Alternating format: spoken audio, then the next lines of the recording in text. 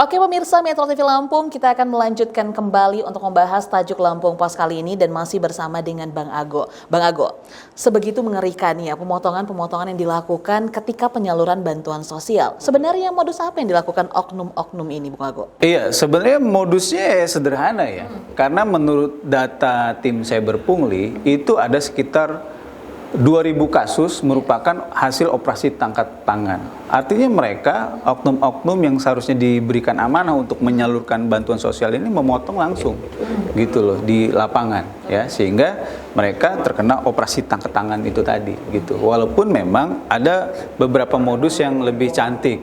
Misalnya di sebuah wilayah itu dianjurkan dana bantuan sosial itu ya dicairkan melalui layanan jasa keuangan tertentu, ada biaya administrasinya, otomatis dengan sendirinya dana bantuan yang diterima oleh masyarakat itu tidak full gitu loh, terpotong. Jumlahnya persentasenya memang kecil, namanya pungli ya.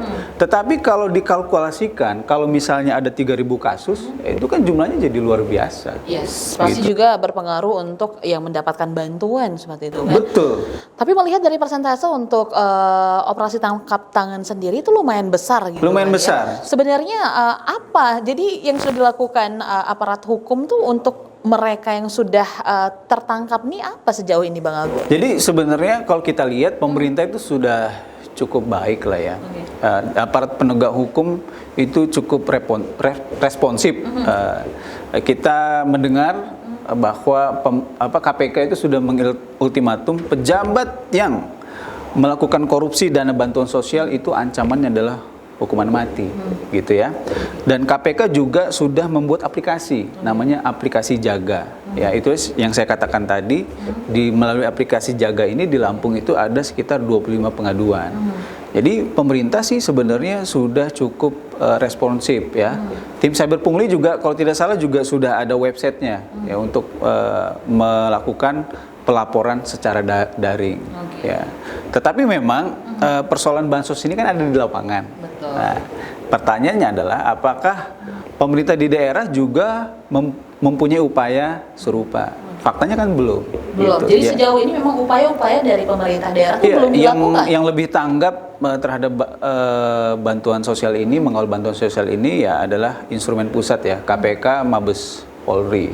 Nah, justru kita berharap ya tidak hanya pusat, tetapi juga level sampai daerah itu juga punya instrumen, punya solusi bagaimana menangkal agar supaya praktik pungutan liar ini tidak terjadi. Apakah itu artinya upaya pemerintah daerah belum sama sekali untuk berupaya untuk mencegah pungli untuk bantuan sosial itu, Bang Ago? Iya.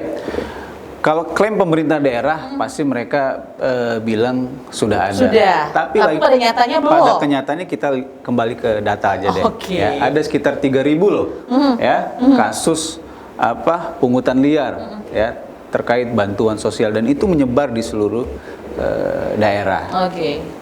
Itu jadi memang ya itu berarti memang belum maksimal mungkin atau memang belum dilakukan gitu ya, Bang Ago ya. Betul. Oke.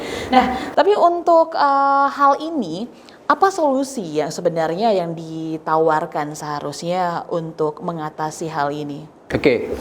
Kita bicara solusi ya. Jadi ada beberapa solusi yang bisa dilakukan oleh Mungkin memberi hukuman berat? pemerintah. Ya pertama upaya preventif dulu ya, upaya pencegahan. Upaya pencegahan itu dapat dilakukan dengan sikap pemerintah yang transparan, gitu. Artinya pemerintah harus benar-benar mensosialisasikan kepada seluruh masyarakat bahwa bantuan A itu sekian jumlahnya, bantuan B itu itemnya ini gitu. Jadi masyarakat tahu bahwa yang mereka terima seharusnya itu adalah sekian.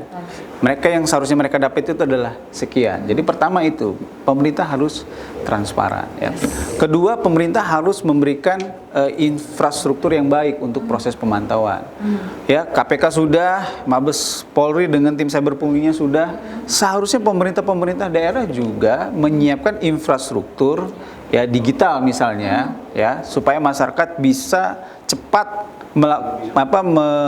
melaporkan ya apabila terjadi kasus-kasus pungutan liar gitu loh. Jadi nggak perlu tim dari pusat ya, dari level daerah sudah ada proses pemantauan seperti itu. Terus selanjutnya adalah ya bantuan sosial ini harus benar-benar dimonitoring dan dievaluasi di lapangan ya. Pejabat terkait, inspektorat mungkin itu bisa melakukan random sampling kepada masyarakat. Menanyakan langsung kepada masyarakat, apakah mereka sudah menerima bantuan? Itu yang pertama. Terus yang kedua, apakah bantuan yang diterima oleh mereka itu utuh? Atau sudah terjadi potongan? Nah, solusi selanjutnya adalah peran serta dari masyarakat itu sendiri ya. Sistem ini tidak bisa dikawal sepenuhnya oleh aparat penegak hukum karena kita ketahui jumlah aparat penegak hukum di Indonesia itu jumlahnya sangat terbatas. Maka instrumen yang sangat penting adalah peran serta masyarakat. Masyarakat harus proaktif untuk melaporkan apabila hak mereka itu memang tidak diterima secara penuh. Gitu. Mereka harus aktif, ya kan? Bahwa KPK sebenarnya sudah atau Mabes Polri sudah memberikan jaminan bahwa mereka yang melaporkan itu akan dirahasiakan identitasnya. Nah, masyarakat harus menyadari hal ini, ya kan? Mereka aktif untuk melaporkan apabila terjadi praktik pungutan liar. Dan yang paling penting terakhir baru bicara soal hukuman, ya. Kalau para koruptor bantuan sosial itu sudah diancam dengan hukuman sangat berat, hukuman mati loh, ya kan? Nah, praktek pungli bantuan sosial di era pandemi ini juga harus dihukum lebih berat dari pungli-pungli biasanya. Itu yang kita dorong gitu loh. Karena memang kondisinya sekarang kondisi susah. Gitu. Sekarang ini kondisinya kondisi sulit. Orang susah makan. Ya, sudah dibantu, bantuannya tidak cukup, dipotong pula. Gitu kan. Jadi itulah solusi-solusi yang dapat ditawarkan. Betul. Oke, pemirsa Metro TV Lampung, itulah bahasan kita untuk tajuk Lampung Pos kali ini. Tapi jangan kemana-mana. Setelah ini kita akan kembali lagi untuk membahas berita trending topik apa saja di 3 platform Lampung Pos lainnya. Seperti di lampos.co, Lampung Pos ID, dan juga Sai Radio 100 FM. Tetaplah bersama kami.